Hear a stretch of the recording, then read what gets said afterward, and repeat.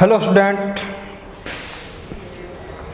पिछली क्लास में हमने किया था कि हमने ट्रायल सिस्टम का जो अपने नेमिंग है, ट्रायल सिस्टम की नेमिंग हमने पूरे कर ली थी। ठीक है, उसमें हमने किया था कि भी इसका ट्रायल सिस्टम में नेमिंग कैसे करते हैं। नेमिंग कैसे करते हैं, पहले तो बात हमने की थी, सीधा सामान्य नाम की बात की थी। सामान्य नाम में मैंने कहा था कि भी RX होता है, RX का सीधा नाम होता है एल्किल हैलाइड। ठीक है, पहली बात। और दूसरी बात ये कि हमने उसमें दूसरा पढ़ा था आइसो, फिर नियो पढ़ा था, ठीक है, फिर वाइनिल पढ़ा था, और फिर हमने पढ़ा था लास्ट एलाइल। ये चारों पढ़। और फिर मैंने कहा था कि आगे वाली क्लास में हम क्या करेंगे, IUPAC नेम करेंगे, IUPAC सिस्टम करेंगे। चलो इसकी बात करते हैं। IUPAC नोमेनक्लेचर सिस्टम में हम क्या करेंगे कि भी जो आपका हैलाइड है, हैलाइड का क्या होता है, हैलाइड का हमेशा क्या लगता है, पूर्व लगन लगता है IUPAC में। इसका मतलब है ये एक प्रकार से सब्स्टिट्यूट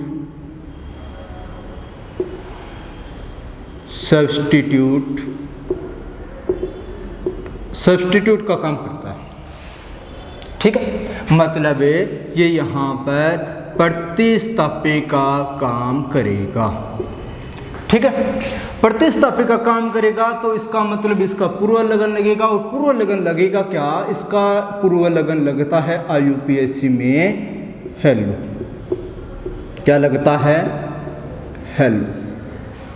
ठीक है, ये रहा हेलो।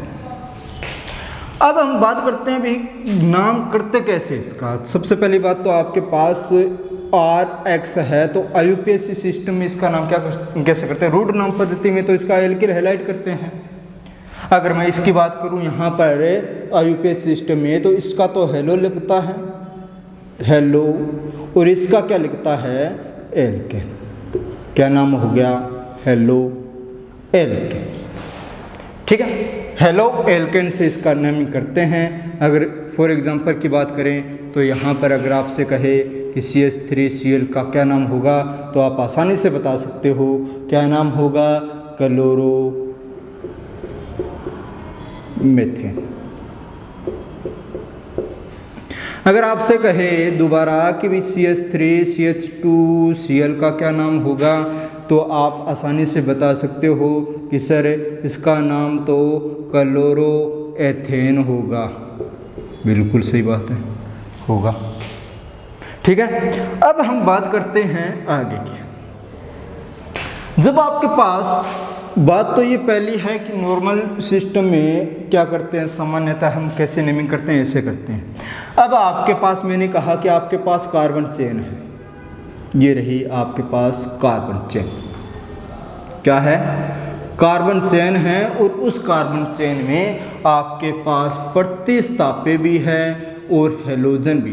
प्रतिस्थापी का मतलब यहाँ पर ये भी प्रतिस्थापी है, और Cl अगर मैंने ले लिया, ये भी प्रतिस्थापी।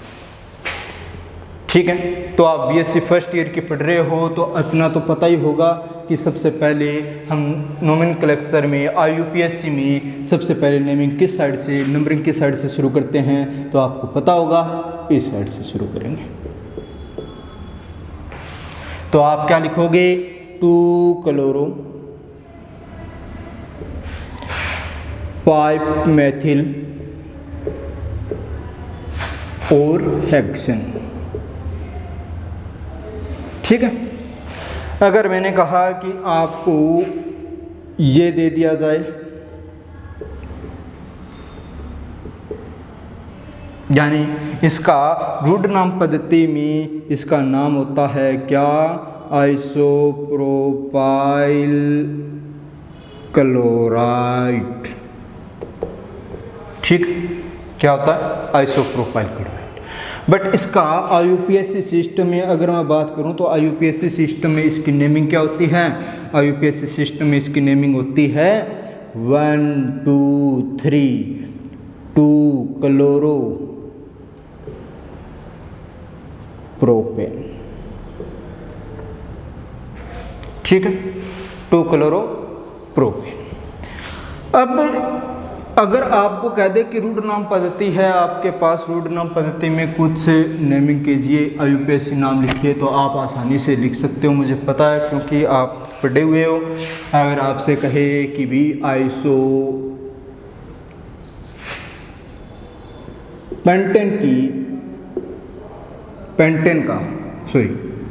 Iso pentyl chloride, isopentyl chloride का IUPAC नाम लिखिए। तो आइसोपेंटाइल का मतलब तो ये हो गया ना कि भी हाँ आपके पास मेन चेन में कितने कार्बन रहने चाहिए, 4 रहने चाहिए। कल मैंने बताया था विकल 1 2 पर क्या होना चाहिए, एक CH3 होना चाहिए और होना किस साइड चाहिए, फंक्शनल ग्रुप के Cl के अपोजिट साइड होना चाहिए।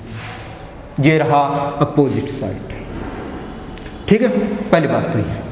दूसरी बात यह है कि इसमें अगर IUPAC नेमिंग सिस्टम करते हैं तो IUPAC में ये हमेशा यहाँ से चलेगी 1 2 3 4। ठीक है, तो आप इसका नाम लिखोगे, IUPAC नाम तो हो जाएगा 1 क्लोरो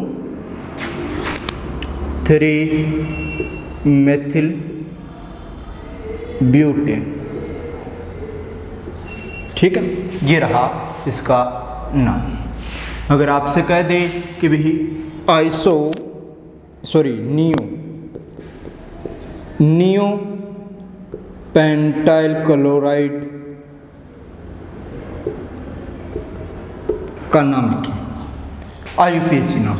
सबसे पहले तो आपको स्ट्रक्चर आनी चाहिए। नियो का मतलब है सेकंड कार्बन पर 2 CH3 लगा दिए, अब 5 कार्बन भी कर देना, 5 कार्बन करोगे तो यहाँ पर एक Cl आ जाएगा। ये स्ट्रक्चर है नियो पेंटाइल क्लोराइड की। अब इस पे अगर मैं कहूँ कि IUPAC नाम लिखना है तो आप क्या करोगे, एक मेन चेन को चुनोगे, 1 2, चाहे इधर जाओ इधर जाओ चाहे इधर जाओ, बात तो सेम है, 3। अब आप क्या करोगे, नेम लिखोगे तो आप कहोगे सर पहले तो क्लोराइड का लिखेंगे क्लोरो, फिर हम लिखेंगे 2 डाई मेथाइल और फिर मेन चेन 3 कार्बन की है तो हमारा आ गया प्रोपेन। ये हो गया अपना नाम। बस इतनी ही करेंगे, थोड़ा सा इंट्रोडक्शन बताना था नेमिंग का, IUPAC नेमिंग का वो बता दिया। अब हम करेंगे आइसोमेरिज्म, इसकी थोड़ी सी आइसोमेरिज्म कौन कौन सी है थोड़ी सी बात करेंगे। ठीक है, फिर इसके बाद इसकी फॉर्मेशन करेंगे, एल्किल हैलाइड की फॉर्मेशन कैसे होती है, इसकी मैकेनिज्म विद मैकेनिज्म करेंगे। ठीक है, तो सबसे पहले की बात करूँ, सबसे पहले की हम बात करें, सबसे पहले की बात करें तो क्या होगा, आइसोमेरिज्म।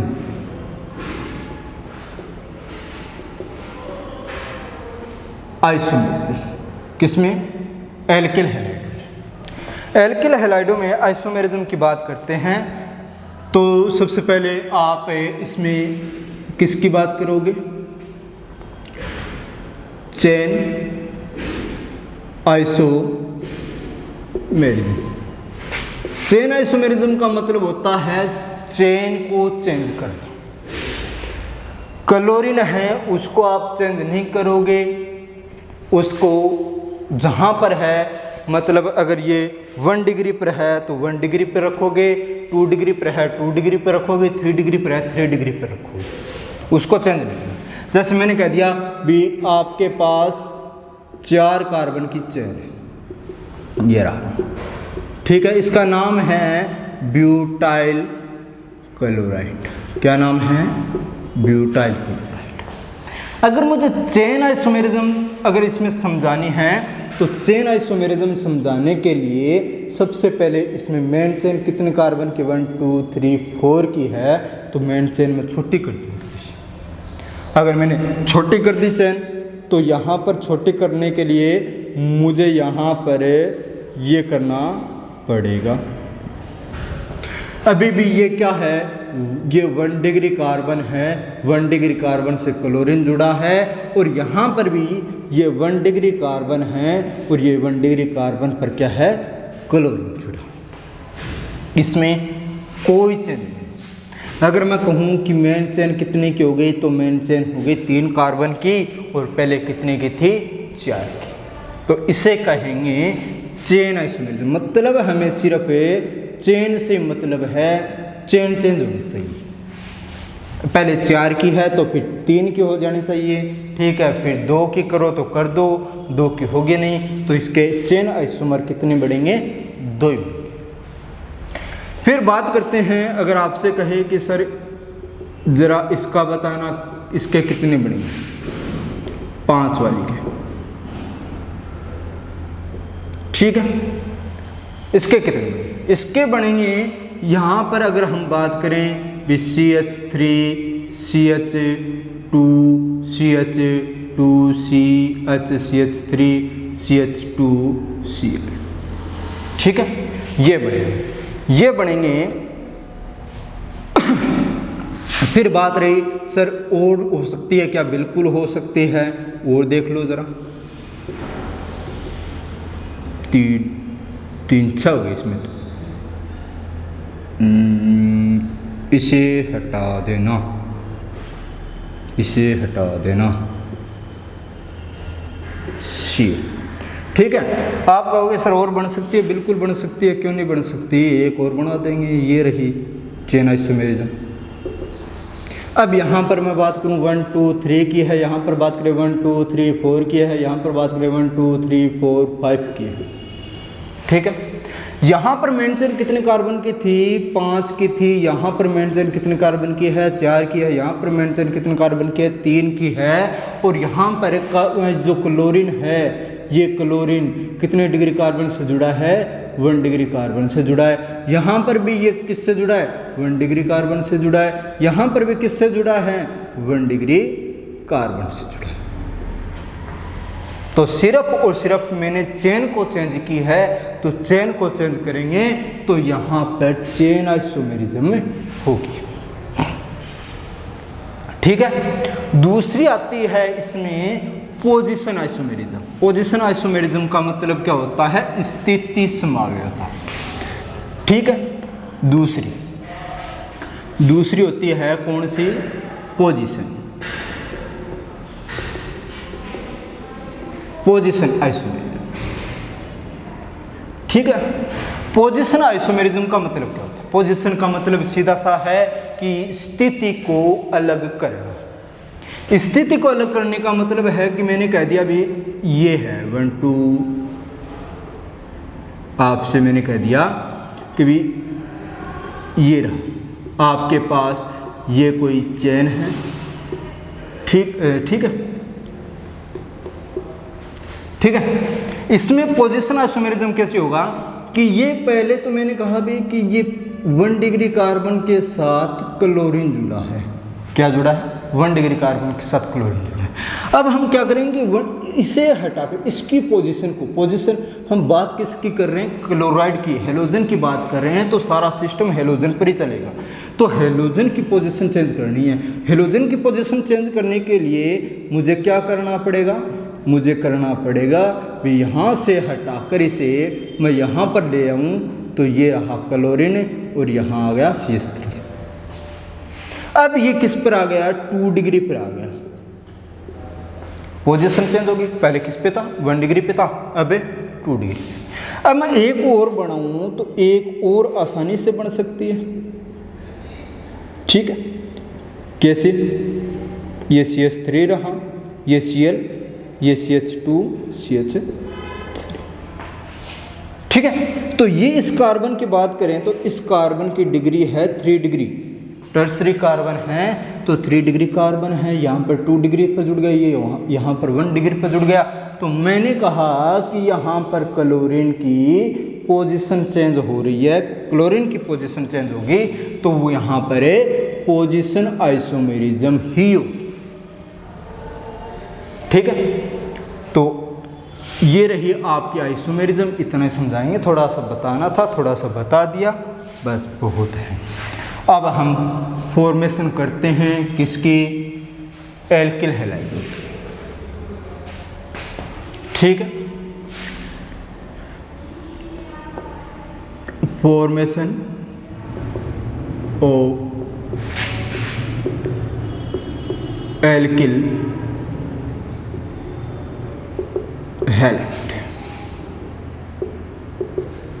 यानी एल्किल हैलाइडों का निर्माण करना है। तो सबसे पहला तो हम पढ़ते हैं हेलोजिनेशन, यानी डायरेक्ट हेलोजिनेशन। ठीक है, डायरेक्ट हेलोजिनेशन कैसे करते हैं, यानी सीधा हेलोजन से ही, मतलब एल्केन लेकर और हेलोजन लेकर सीधा सीधा निर्माण करना डायरेक्ट हेलोजिनेशन कहलाता है। और ये होता है लगभग 300 से डिग्री सेल्सियस से 400 डिग्री सेल्सियस टेम्परेचर, और साथ में चाहिए इसे यूवी लाइट की प्रेजेंस, यानी एच में। एच का तो मतलब प्लांक कांस्टेंट, ठीक है, और म्यू फ्रिक्वेंसी मतलब है उसे क्या क्या कहते हैं, एनर्जी, ऊर्जा। ठीक है, एच में। अब हम बात करते हैं, सीधी आपने पढ़ा होगा कि CH4 की जब हेलोजन के साथ रिएक्शन करवाते हैं एच म्यू की प्रेजेंस में 300 से लेकर 400 डिग्री सेल्सियस टेम्परेचर पर, तो यहाँ पर सीधा हेलोजिनेशन होता है और यहाँ पर एक हाइड्रोजन इन हेलोजनों द्वारा प्रतिस्थापित होता जाता है। ठीक है, यूवी लाइट के प्रेजेंस में यहाँ पर ये क्या करता है, एक हाइड्रोजन को यहाँ से प्रतिस्थापित करता जाता है और लास्ट में जब यहाँ पर बनता ही जाता है तो X जुड़ गया, आगे से आगे ये रिएक्शन ऑटोमेटिकली चलती जाएगी, चलती चलती ये लास्ट में क्या बनाएगी,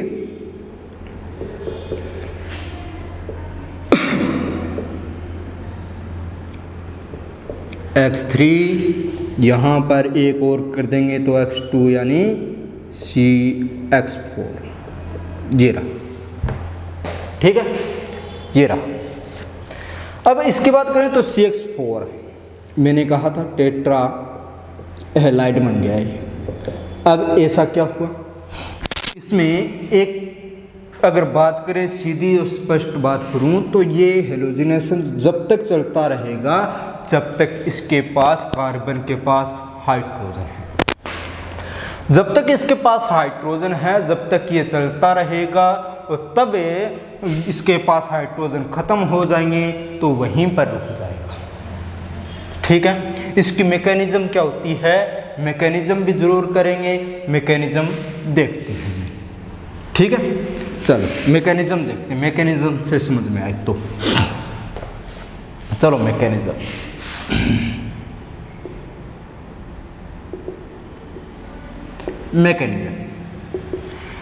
मैकेनिज्म क्या हुआ इसकी, सबसे पहला तो पद होता है आपका इनिशिएशन पद होता है। इनिशिएशन पद का मतलब होता है प्रारंभिक पद। प्रारंभिक पद मतलब इस रिएक्शन को शुरू करने के लिए कुछ न कुछ तो शुरू करना होगा, प्रारंभ करना होगा। ठीक है, तो प्रारंभिक पद में क्या होता है कि जब आप हेलोजन ले रहे हो, यानी आप क्या ले रहे थे, CH4 से आपने रिएक्शन करवाई X2 की, तो क्या बना, CH3X बना, तो यहाँ से HX गया था ना।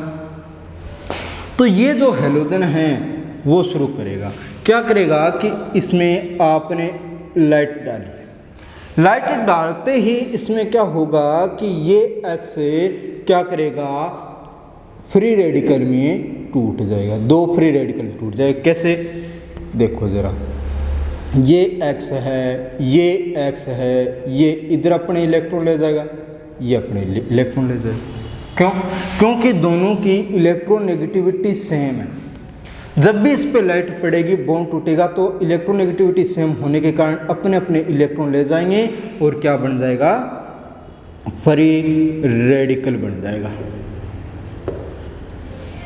ठीक है, फ्री रेडिकल बन गया। अब फ्री रेडिकल बनने के बाद दूसरा पद आता है संचरण पद। ये तो शुरू होगी संचरण पद। संचरण पद का मतलब ये होता है कि रिएक्शन आगे चलती जाएगी चलती जाएगी। कैसे जाएगी, कैसे चलती रहेगी। तो मैंने कहा भी यहाँ पर क्या हुआ, फ्री रेडिकल बना। फ्री रेडिकल क्या करेगा कि किसके पास आएगा, जो आपके पास एल्केन है उसके पास आएगा, और इसके पास आकर कहेगा भी आप, मैं तो फ्री रेडिकल हूँ, मुझे ना तो नेगेटिव चाहिए ना पॉजिटिव चाहिए, मुझे चाहिए एक इलेक्ट्रॉन वाला। तो कार्बन और हाइड्रोजन की इलेक्ट्रोनेगेटिविटी में ज़्यादा अंतर नहीं है, पहली बात। दूसरी बात, ये फ्री रेडिकल होने के कारण इसे मोटिवेट करेगा, मतलब उत्तेजित करेगा भी फ्री रेडिकल में टूट जा। तो ये टूट गया फ्री रेडिकल, क्या बन गया। ठीक है, तो फ्री रेडिकल में टूटने के कारण ये अपना एक इलेक्ट्रॉन लेकर यहाँ पर इसके साथ चला जाएगा और क्या बना लेगा, CH3 और प्लस में HX।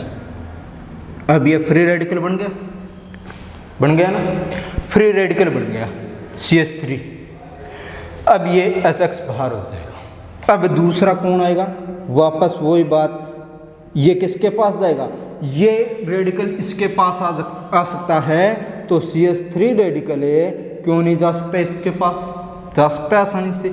अब ये क्या करेगा, इसे मोटिवेट करेगा, इसे मोटिवेट करके क्या करेगा, CH3X बना लेगा और वापस क्या बन जाएगा, X रेडिकल बन गया। अब X रेडिकल वापस क्या करेगा कि ये X रेडिकल जाएगा किसके पास है, CH3X के पास जाएगा। यहीं पर देख लो, ये इसके पास जाएगा, वापस क्या कहेगा भी रेडिकल हूँ तो H मुझे चाहिए, H मुझे दे दो। तो इसने क्या किया, H दे दिया, ले जा। CH2X यहाँ पर रेडिकल बन गया और प्लस में वापस HX बन गया। अब CH2X क्या करेगा, वापस किसके पास जाएगा, प्लस में किसके पास जाएगा, वापस जाएगा X2 के पास। ये चला गया और यहाँ पर बन गया CH2X2। ठीक है, और यहाँ से एक रेडिकल निकला, वो रेडिकल वापस यहाँ पर काम आएगा। वो वापस ऐसे करते करते करते करते वापस लास्ट में क्या बन जाएगा, CX4 बन जाएगा। ठीक है, पहली बात तो है। फिर आगे की ये समापन पद करते हैं। एक होता है इसमें तीसरा पद होता है समापन पद। समापन पद क्या होगा, समापन पद की बात सीधी सी है। समापन का मतलब होता है समाप्त करना, रिएक्शन को कैसे समाप्त करें। मैंने कहा कि यहाँ पर आपके पास यहाँ पर दो रेडिकल हैं, एक रेडिकल तो यहाँ पर है, इसके काम आ गए, ये रहा। तो एक रेडिकल अभी बचा है, वो रेडिकल क्या करेगा, वो रेडिकल किसी दूसरे रेडिकल के साथ मिलकर, किसके साथ, कोई भी रेडिकल, X रेडिकल भी आ जाए तो उसके साथ मिल जाएगा और वो मिलकर क्या बना लेगा, X2 बना लेगा वापस।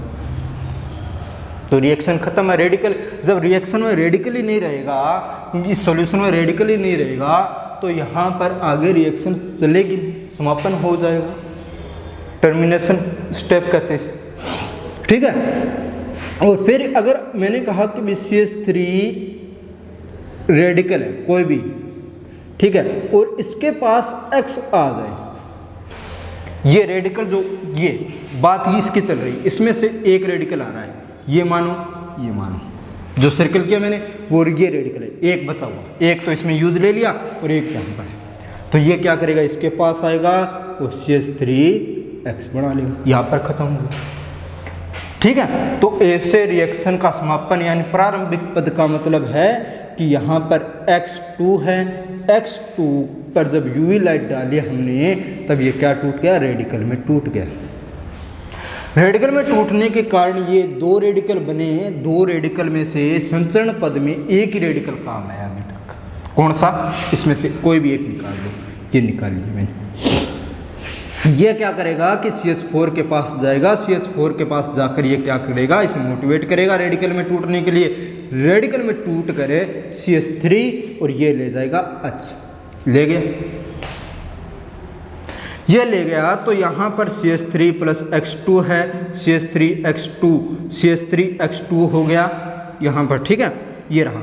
ये CH3X2 के पास वापस जाएगा और जाकर क्या करेगा, इसे मोटिवेट करेगा, ये टूट गया रेडिकल में, क्या बन जाए CH3X प्लस में रेडिकल, और ये रेडिकल वापस किसके पास जाएगा, इसी के पास जाएगा, तो इससे वापस रेडिकल में चेंज करते हैं। ऐसे करते करते लास्ट में CH4 पर जाकर ये रिएक्शन है खत्म।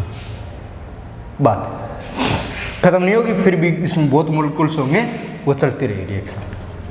खत्म करने के लिए बात ये है, X रेडिकल दोनों X रेडिकल मिल जाए, एक तो इस सॉल्यूशन में मिला हुआ बचे, ठीक है, यहाँ पर कोई ना कोई बचेगा आपके पास X रेडिकल, कोई ना कोई तो बचेगा लास्ट में, कोई ना कोई बचेगा, तो वो यहाँ पर एक यहाँ पर आ गया और एक यहाँ से बचा हुआ रेडिकल यहाँ पर आ गया, तो दोनों रेडिकल मिलकर क्या कर लेंगे, आपस में X2 बना लेंगे, रिएक्शन खत्म। और हो सकता है कि यहाँ पर X रेडिकल है बचा हो सॉल्यूशन में, CH3 रेडिकल बचा हो, तो दोनों मिलकर क्या बना ले, CH3X बना ले, रेडिकल दोनों रेडिकल मिलकर जब रिएक्शन कर लेंगे, आपस में मिल जाएंगे, तो रिएक्शन खत्म हो जाएगी। बात ये, ठीक है, तो इतना यह है मैकेनिज्म। और सीधा शॉर्टकट देखना है तो सीधा शॉर्टकट ये चल ही रहा है, ये भी X2 CH2 X2 फिर X2 CH3 फिर X2 CH4, सीधी बात है, यहाँ पर यूवी लाइट की प्रेजेंस दिखा दो, बस बात खत्म। सीधी रिएक्शन, ये रिएक्शन जब तक चलती रहेगी जब तक इसके पास क्या है, हाइड्रोजन है, ठीक है, ये रही मैकेनिज्म, ठीक है।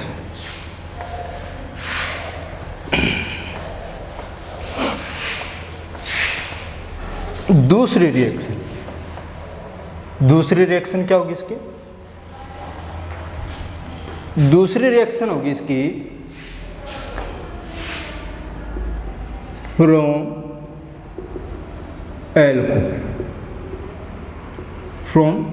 एल्कोहल्स, ठीक है, फ्रॉम एल्कोहल्स। एक मिनट,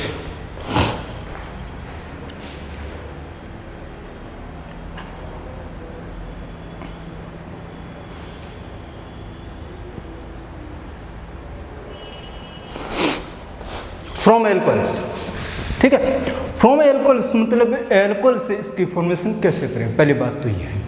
इसमें एल्कोहल की सीधा शॉर्टकट सिस्टम बताऊं तो एल्कोहल की रिएक्शन ROH की रिएक्शन HX के साथ करवा दो, बस आपका वो सब बिल्कुल आसान है।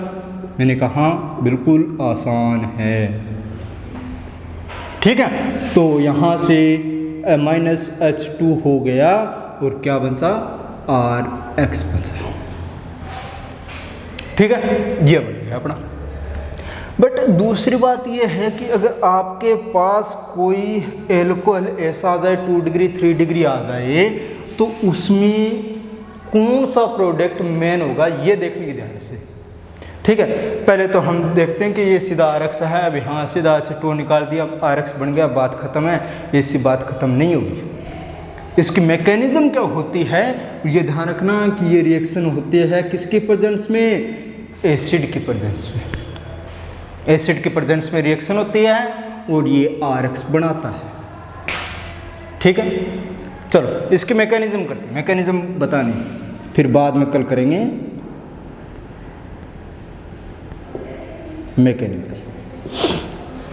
मैकेनिज्म क्या होगी, मैकेनिज्म होगी आपके पास ROH एल्कोहल, ठीक है, ये रहा एल्कोहल, ये किसकी प्रेजेंस में हो रही है, ये हो रही है किसकी प्रेजेंस में, H+ की प्रेजेंस में। अब ये क्या करेगा कि यहाँ पर जो ये ऑक्सीजन है, ऑक्सीजन पर लोन पेयर ऑफ इलेक्ट्रॉन है, इसे इलेक्ट्रॉन की ज़रूरत है।